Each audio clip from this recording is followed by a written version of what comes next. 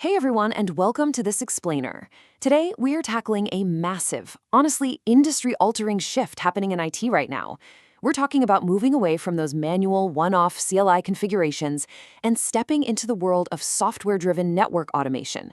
Specifically, we're going to break down exactly why the incredible breakneck speed of automation absolutely has to be paired with rigorous, unbreakable safety protocols. Okay, let's just dive right into this. Pushing code across thousands of devices in seconds, that is an absolute game changer for efficiency, for sure. But it also introduces a pretty terrifying reality. It means you can break thousands of devices instantly if you don't have the proper guardrails in place. I mean, think about it. A single incorrect variable or one misplaced device selection can literally take down an entire network before you even realize what's happened. So, to prevent those catastrophic outages, we've put together a solid roadmap for us today. First, we'll look at the automation paradox. Then, we'll cover why you need to validate and approve first. Third, we'll talk about how to control the blast radius. Fourth, we'll dive into verifying and preparing for recovery. And finally, we'll wrap up by looking at some real-world safe automation in action. All right, let's kick things off with part one, the automation paradox, and shifting our mindset. Before we even get into the life cycle of a specific deployment, we really need to establish the foundational concepts. These are the ideas that separate dangerous, sort of fly-by-night ad hoc scripting from true professional enterprise-grade network management. The first major shift you have to make is adopting configuration as code. Essentially, this means treating your network configurations as reusable, version-controlled files, usually stored in a repository like Git, rather than just typing one-off commands into a terminal like we used to do. This is so vital because it tracks every single change, it makes peer reviews possible, and most importantly, it gives you a known good reference point, a baseline, before any automated change ever happens. It's basically bringing software development discipline straight into network operations. Now, onto a really cool concept, idempotency. Think of this kind of like your home thermostat. You don't just tell a thermostat to heat up by 5 degrees over and over again, right? You just tell it, keep the room at 72 degrees. Well, an idempotent playbook does the exact same thing for your networks. It checks the current state of a device, compares it, and then applies only the necessary differences to reach your desired state, rather than just blindly throwing commands at it. This is a brilliant way to prevent configuration drift, which, let's be real, is notoriously one of the biggest headaches and sources of network instability out there. Moving right along to part two, validate and approve first. With that new mindset locked in, let's look at the first chronological phase of a safe change. This is all about validation and approval, and spoiler alert, this all happens before a single command ever touches your production environment. You absolutely must validate your automation inputs early. We're talking about the basics here, confirming device names, verifying your IP addresses and VLANs, running your configs through a lab testing environment first, and making sure your syntax actually complies with company policy. And crucially, wherever it's supported, you really should be using dry runs, check modes, or configuration previews. I can't stress this enough. Catching a simple typo in a dry run is literally the difference between having a smooth Tuesday morning and accidentally taking down an entire campus network. So the big takeaway here is that safe automation isn't actually about being 100% automatic. It requires human-in-the-loop checkpoints.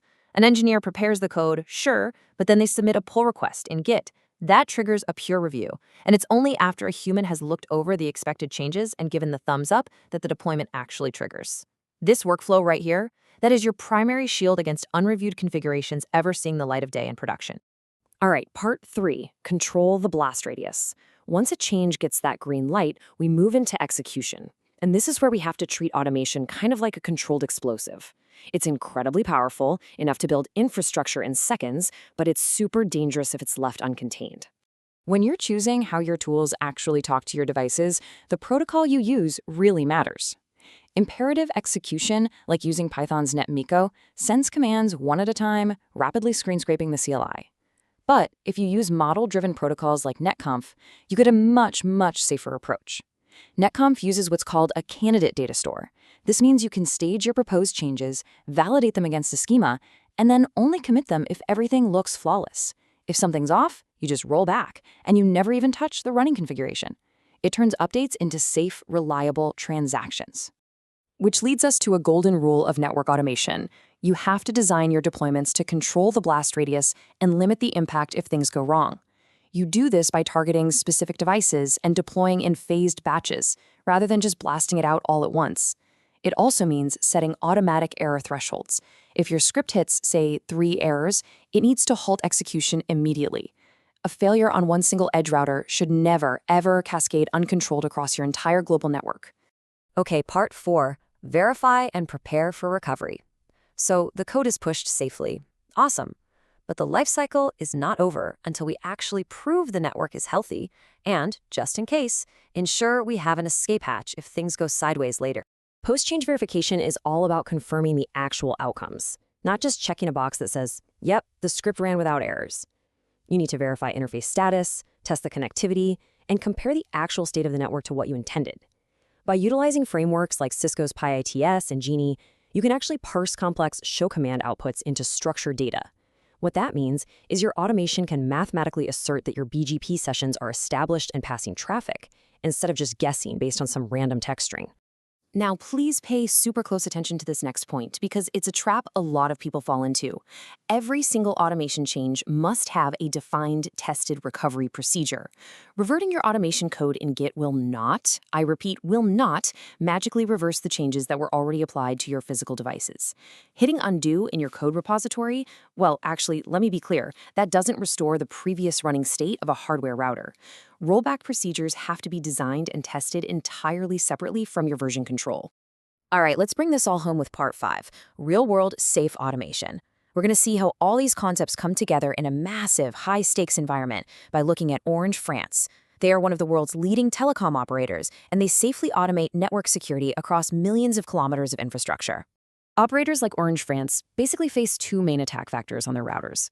Attackers will either try to hijack the management system, which we call the control plane, or they'll try to saturate the links between the equipment by attacking the forwarding plane, usually through massive distributed denial of service or DDoS attacks.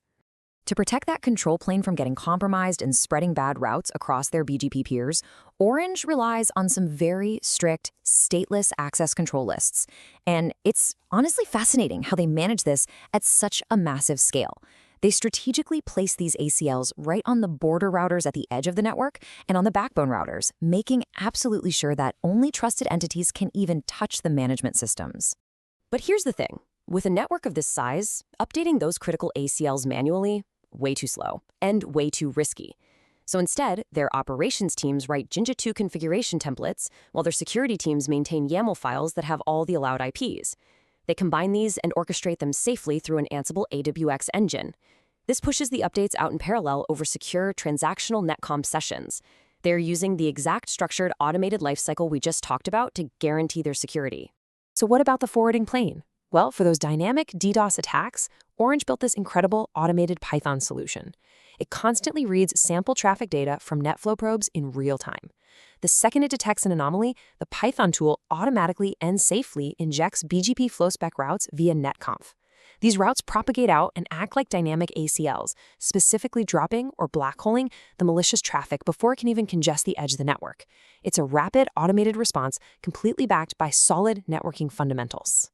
And you know, that real-world example perfectly proves our core takeaway for today. You still need profound, deep networking fundamentals to pull this off. You have to understand routing protocols to build the data models, you got to understand VLAN architecture to test the connectivity, and you really need to know how equipment fails so you can set the right safety parameters. Ultimately, automation amplifies your existing knowledge. It absolutely does not replace it. The specific tools, scripts, and libraries we use, yeah, they're going to change by 2026 and beyond. But the fundamentals of safe lifecycle management, things like idempotency, early validation, blast radius control, and tested recovery, those are here to stay. Thank you so much for joining this explainer. I want to leave you with one final thought to mull over. As you scale automation in your own environment, are you just configuring your networks faster, or are you actually taking the time to code the safety nets? Think about it. See you next time.